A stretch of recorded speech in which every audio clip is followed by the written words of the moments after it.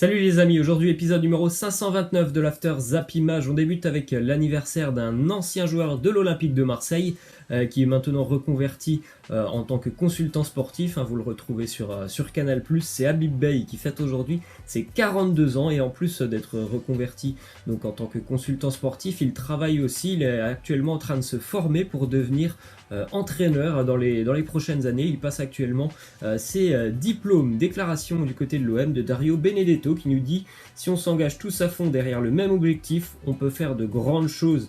Il y a des joueurs de très bonne qualité, on a l'effectif pour lutter pour le haut du tableau.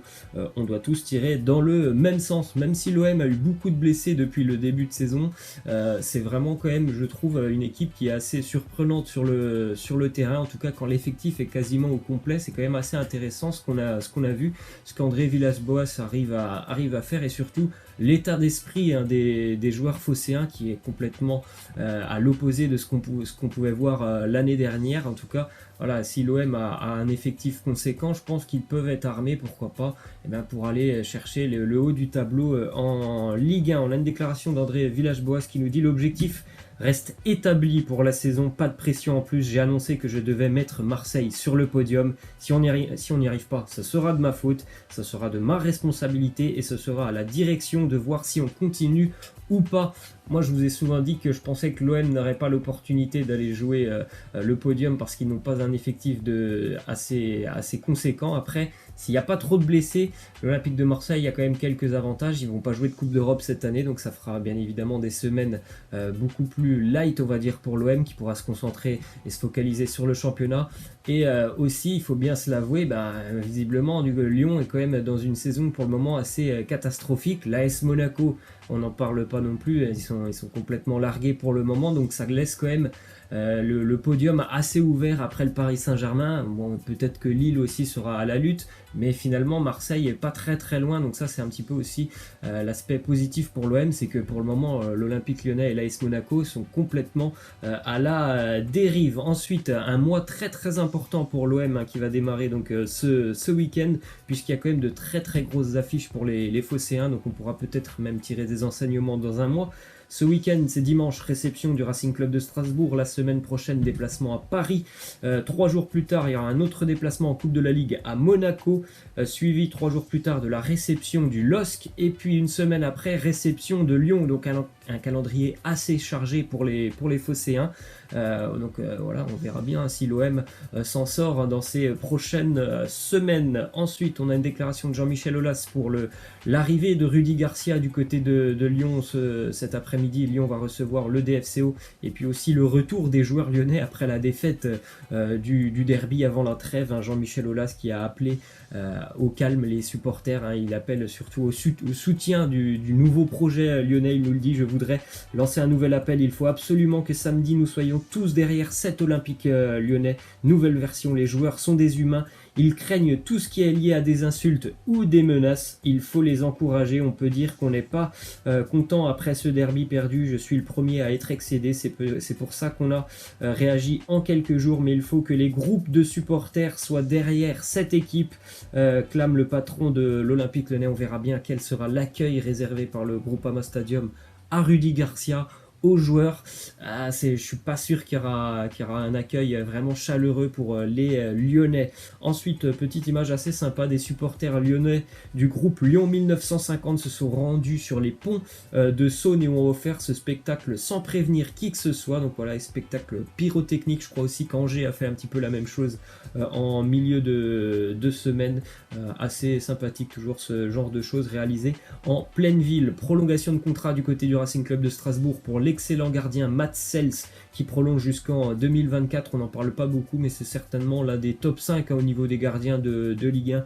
Mats Sels, un petit peu plus tôt dans la semaine, il y a eu la prolongation de contrat pour Youssouf Fofana du côté strasbourgeois. Une déclaration d'Arnaud Souquet, l'ancien Dijonais qui évolue maintenant à Montpellier, qui a été présélectionné plusieurs fois avec l'équipe de France. Il nous dit: j'ai été présélectionné à plusieurs reprises, donc pourquoi pas, j'y pense dans un coin de ma tête. Je sais qu'il y a encore beaucoup de travail à faire, mais bien sûr j'y pense. En tout cas, ce qu'il fait avec Montpellier, c'est assez intéressant. C'est vraiment un latéral avec un profil profil très offensif et puis défensivement il est très costaud. Il a marqué 2 buts cette année avec Montpellier. En plus, il me semble que les 2 buts sont vraiment magnifiques. Je me souviens déjà celui de marqué face à Lyon et il me semble qu'il en a mis un il y a quelques semaines qui aussi était très très beau. Donc c'est vraiment quelqu'un qui est en forte progression. Déclaration de Thomas Meunier sur un thème Ben Arfa, il nous dit il n'a pas fait une carrière proportionnelle à son talent. Ce qu'il a mis dedans, c'est d'avoir eu une carrière en dents de scie. C'était la personne avec qui je m'entendais le mieux du côté du Paris Saint-Germain. Bien évidemment, s'il avait pu être au top pendant toute sa carrière, Ben Arfa, il aurait certainement évolué encore bien plus haut.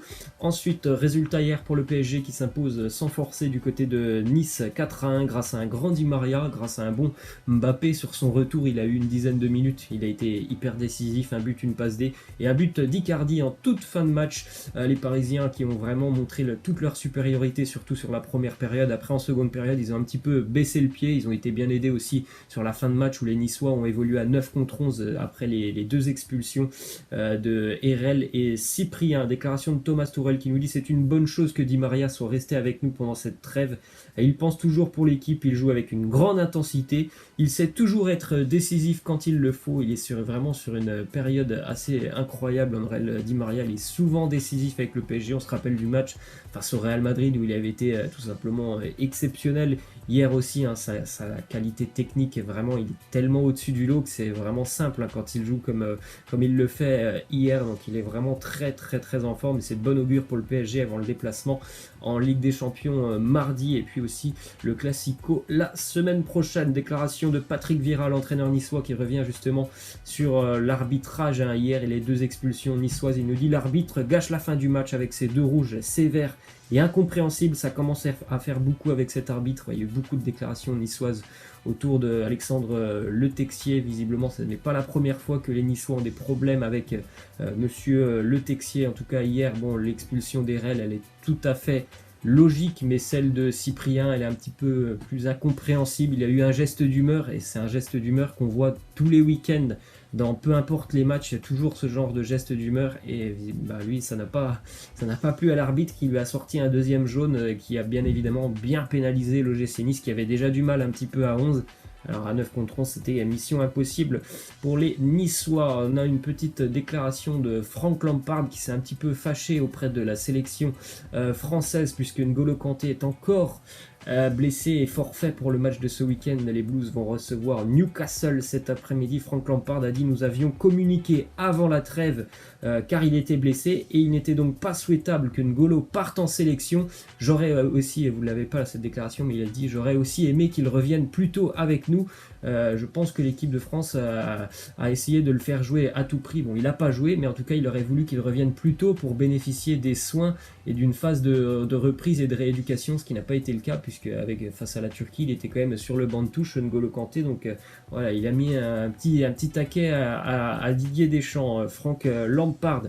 On jette un petit coup d'œil au calendrier de Première Ligue pour cette nouvelle journée cet après-midi à 13h30. Un joli Everton-West Ham, donc Chelsea recevra Newcastle, Leicester recevra Burnley, Tottenham, Watford, le déplacement de City ce soir du côté de Crystal Palace et à noter demain le derby d'Angleterre, Man U reçoit Liverpool et lundi Arsenal se déplace du côté de Sheffield United. Prolongation de contrat du côté de Man U pour Mason Greenwood, le jeune attaquant anglais qui s'engage avec Man U jusqu'en 2023. Il accumule un petit peu plus de temps de jeu ces derniers temps parce qu'il y a beaucoup de blessures du côté de Manchester, donc forcément. Sinon, il est régulièrement quand même aligné pour les matchs de coupe ou alors de Europa League. Ensuite, une autre info, Manchester United envisage la signature d'Emre Can pour cet hiver. Emre Can qui est complètement laissé de côté du côté de Turin par Maurizio Sarri, simplement 78 minutes de jeu pour Can. Une autre info, selon le quotidien allemand Bild, Jean-Philippe Mateta n'exclut pas de quitter Mayence. L'hiver prochain, Tottenham et Southampton sont déjà intéressés par le profil de l'attaquant français qu'on n'a pas vu depuis le début de saison parce qu'il est blessé. Jean-Philippe Mateta, mais on rappelle quand même l'année dernière, après avoir quitté Le Havre et la Ligue 2 je crois à peu près 15 buts en Ligue 2. L'année dernière, première saison en Bundesliga avec Mayence. 14 buts en 34 matchs, des statistiques intéressantes, un garçon hyper puissant et très réaliste devant le but. Résultat hier, Francfort s'impose 3-0 face à Leverkusen grâce à Pacienza, auteur d'un doublé, l'attaquant portugais, et aussi un but de l'attaquant Bas Dost, l'attaquant néerlandais. À noter aussi officiel, je vous avais marqué tout ça hier dans les commentaires, j'avais épinglé un commentaire, c'est officiel, le Barça Real Classico prévu dans une semaine est reporté, on connaît la date, ça sera un petit peu avant les fêtes de Noël, un joli cadeau avant les fêtes de Noël, le 18 décembre, ce sera un mercredi pour ce Classico Barça-Real. A noter aussi hier la victoire de Grenade 1-0 face à Osasuna, donc grâce à un but de Duarte, Grenade revient donc à la 2e place en Liga. Grenade qui est promu, quand même 5 victoires cette année pour Grenade, 5 fois ils n'ont pas encaissé de but, très bonne défense pour Grenade. On continue avec une info du côté de la sélection bulgare. Il y a eu beaucoup de démissions cette semaine. Une nouvelle démission, c'est le sélectionneur de la Bulgarie, Krasimir Balakov, qui a démissionné. On va terminer avec les résultats de Ligue 2. Vous faites un arrêt sur les matchs si ça vous intéresse.